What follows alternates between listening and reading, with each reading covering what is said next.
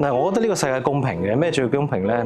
無論你邊個都好，大家都係得24個鐘嘅啫。咁其實做咗立法會之後咧，確實活動係多，因為尤其是我呢個界別都係活動為主嘅。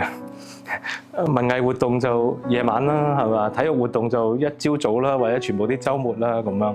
所以其實我都盡量希望可以參與到嘅。嗱，第一個辦法咧，好比較簡單嘅，就係工作同生活結合埋一齊，就係叫埋我太太一齊去陪我睇演出，呢個係最直接嘅。因為有時去睇下歌劇咁3個鐘噶啦，咁有時就變咗係一種你話拍拖也好，因為佢自己就好中意舞蹈，佢中意睇舞蹈，佢中意睇舞劇。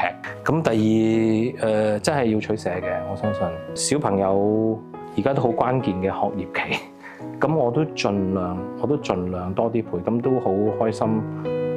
太太都擺好多時間去幫佢哋跟功課啊，跟學校嘅嘢咁樣。咁所以呢個係要大家一齊分工噶啦。咁第三個就係好簡單嘅，即係瞓少啲，即係瞓少啲就係直接啲。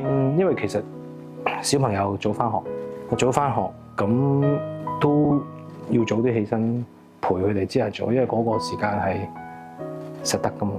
因為其他時間如果真係要去應酬啊，或者有唔同嘅活動啊，你可能就全日見唔到噶啦。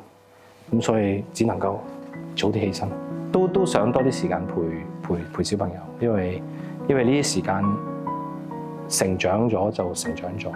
趁仔女還未好抗拒父母一齊去旅行啊，或者一齊去玩嗰陣時咧，多啲陪係緊要。